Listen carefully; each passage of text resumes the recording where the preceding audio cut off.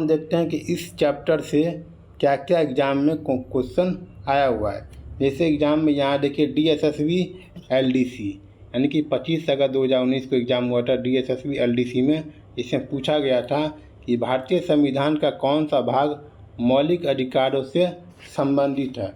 तो इसमें कौन सा अधिकार मौलिक अधिकारों से संबंधित है? ऑप्शन है भाग ए, ऑप्शन है भाग 2, ऑप्शन है भाग 3, ऑप्शन है भाग 3, भाग 1, भाग 4 और भाग 6। तो इसका सही आंसर क्या होगा? जो मौलिक अधिकार है वो भाग 3 के अंतर्गत आती है। दूसरा क्वेश्चन था DSSB में पूछा गया कि भारतीय संविधान के भाग 3 किससे संबंधित है? तो मौलिक अधिकार से संबंधित है। निम्नलिखित में से कौन सा मौलिक अधिकार केवल भारत के नागरिकों को प्राप्त है? तो भारत के नागरिकों को सिर्फ वह आर्टिकल 19 जो सिर्फ भारत के नागरिक को ही प्राप्त है। फोर्थ है निम्नलिखित में से किसे भारतीय संविधान द्वारा मौलिक अधिकार के रूप में गारंटी नहीं दी गई है? किसे नहीं दी गई है? निःशुल्क कानूनी सहायता, इसकी गारंटी नहीं दी गई है। व्यक्तिगत स्वतंत्रता दी गई है, संवैधानिक उपचार ये भी दी गई है, व्यवसाय की स्वतंत्रता ये भी दी गई है, लेकिन निःशुल्क कानूनी सहायता का उपचार एक गारंटी कानूनी रूप से नहीं दे देती है। निम्नलिखित में से किसी भारतीय संविधान के भाग 3 के अंतर्गत न्यायालय द्वारा लागू किए जा सकते हैं? तो इसका सही आंसर क्या होगा? एक ही अपराध के लिए दो बार दंडित किया जाए नहीं, 2 बार दंडित नहीं किया जा सकता है। एक सजा का एक ही प्रावधान है। सरकारी रोजगार में अवसर की समानता, तो सरकारी रोजगार में अवसर की समानता ये भी नहीं है। व्यक्तिगत स्वतंत्रता सुरक्षा ये भी नहीं है। सामान्य कार्य के लिए समान वेतन ये इसका आंसर है। भारतीय संविधान के निःशुल्क और अनिवार्य शिक्षा का मौलिक अधिकार किस आयु के वर्ग के बच्चों के लिए है? तो जो निःशुल्क अनिवार्य शिक्षा है मौलिक अधिकार में, ये 6 से लेकर 14 वर्ष की आयु के सभी बच्चों के लिए निःशुल्क और अनिवार्य शिक्षा का प्रावधान है। भारत का संविधान कब लागू हुआ? तो भारत का संविधान 26 जनवरी 1950 को लागू हुआ, लेकिन बना कब था? 26 जनवरी 1949 को। भारतीय संविधान ने सार्वभौमिक वयस्क मताधिकार को अपनाया। निम्नलिखित में से कौन सा कथन सही है? तो कौन सा कथन सही है कि 18 वर्ष सार्वभौमिक वयस्क मताधिकार, यानी कि 18 वर्ष या इससे अधिक आयु के पात्र जो भी होगा वो मतदान कर सकते हैं। तो इसका आंसर होगा सी। भारतीय संविधान के मौलिक अधिकारों का उद्देश्य क्या है? तो मौलिक अधिकार का उद्देश्य क्या है? सरकार के शक्ति का सीमित करना नहीं, इसका मौलिक अधिकार का मुख्य उद्देश्य नहीं है। नागरिकों को अधिकार की स्वतंत्रता करना, हाँ, इसका मुख्य उद्देश्य है। तो ये था आंसर MCQ जो कि एग्जाम में आया हुआ है। एग्जाम में क्या आ सकता है वो भी है। जैसे पहला है कि संविधान क्या है?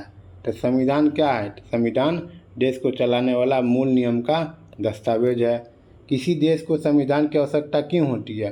तो किसी देश की संविधान की आवश्यकता उसके नियम और नागरिकों अधिकार तय करने के लिए इस संविधान की आवश्यकता पड़ती है। भारत में संविधान सभा की मांग भारतीय राष्ट्रीय कांग्रेस किस वर्ष की थी? तो ये किए थे 1934 में। संविधान सभा की पहली बैठक कब हुई थी? तो पहली बैठक हुई थी 1946 में। भारतीय संविधान को संविधान सभा कब स्वीकार किया गया? तो 26 जनवरी 1949 को स्वीकार किया गया, लेकिन लागू हुआ 26 जनवरी 1950 को। संविधान सभा कब लागू हुआ? 26 जनवरी 1950 को। संविधान की प्रारूप समिति के अध्यक्ष कौन थे? डॉक्टर भीमराव अंबेडकर। भारत में संघवाद का अर्थ क्या है?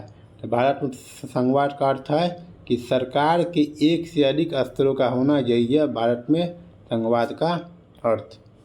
भारत में निम्नलिखित में से कौन सा भारत स्तर नहीं है? केंद्र है राज्य है, स्थानीय भी है, लेकिन अंतर्राष्ट्रीय सरकार ये नहीं। तो आंसर क्या होगा? डी। भारत में संसदीय शासन व्यवस्था में सरकार किसके प्रति जवाबदेह होता है? तो वो जनता के प्रति जवाबदेह होता है। भारतीय संसद के 2 सदन कौन से हैं? तो लोकसभा और राज्यसभा। शक्तियों के विभाजन का मुख्य उद्देश्य क्या है? कि सरकार की शक्तियों पर नियंत्रण और संतुलन बनाए रहे, यही इसका विभाजन का मुख्य उद्देश्य है। कानून बनाने का प्रमुख कार्य किस अंग का है? तो कानून बनाती है विधायिका, लागू का काम करती है कार्यपालिका। कानूनों को लागू करने किसका काम है? तो को कार्यपालिका का। कानून की व्याख्या और न्याय देने का कार्य किस अंग का है? तो कानून की व्याख्या न्यायपालिका इसको न्याय भी देती है और व्याख्या भी करती है। भारत को धर्मनिरपेक्ष देश कहने का अर्थ है कि यहाँ पे एक से अधिक धर्म को आधिकारिक रूप से मान्यता नहीं दिया गया, यानी कि किसी भी राज्य का एक धर्म को मान्यता नहीं है। संविधान में मौलिक अधिकारों का प्रमुख उद्देश्य क्या है? तो नागरिकों के अधिकार और स्वतंत्रता की रक्षा करना। समानता का अधिकार किस बात पर जोर देता है? तो कानून के सामने सब समान है, ये हमें जोर देता है समानता का अधिकार का। धार्मिक स्वतंत्रता का अधिकार किससे संबंधित है? धार्मिक स्वतंत्रता का अधिकार यानी कि अपनी धार्मिक मान्यताओं को पालन करना और उसे आचरण करने की स्वतंत्रता दी गई है। शोषण के विरुद्ध अधिकार किस समस्या से सुरक्षा प्रदान करती है? तो ये हमें जबरन मजदूरी और मानव तस्करी जैसे शोषण से हमें सुरक्षा प्रदान करती है ये अधिकार। 14 वर्ष की कम आयु के बच्चों का खतरनाक कामों में लगाने से रोकने का संबंध किस अधिकार से है? किस अधिकार से है? शोषण के विरुद्ध अधिकार से। संवैधानिक उपचार का अधिकार गारंटियों को क्या सुविधा देता है?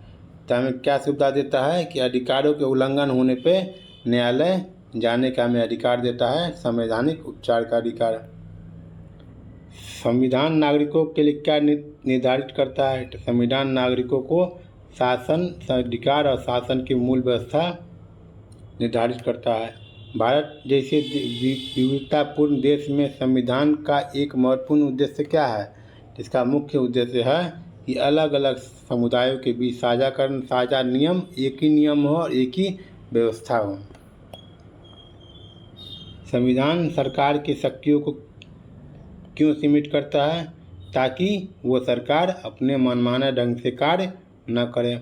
लोकतंत्र में नागरिकों की भागीदारी सुनिश्चित करने का प्रमुख माध्यम क्या है? तो प्रमुख माध्यम है चुनाव। भारत में मतदान की वर्तमान न्यूनतम आयु कितनी है? 18 वर्ष। निम्नलिखित में से कौन सा भारतीय संविधान के प्रमुख विशेषता है? तो वो है संघवाद। भारत संविधान में अल्पसंख्यकों के अधिकारों की रक्षा क्यों आवश्यक है? क्योंकि यहाँ विभिन्न समुदायों की समानता और पहचान की रक्षा के लिए हमको जरूरी है।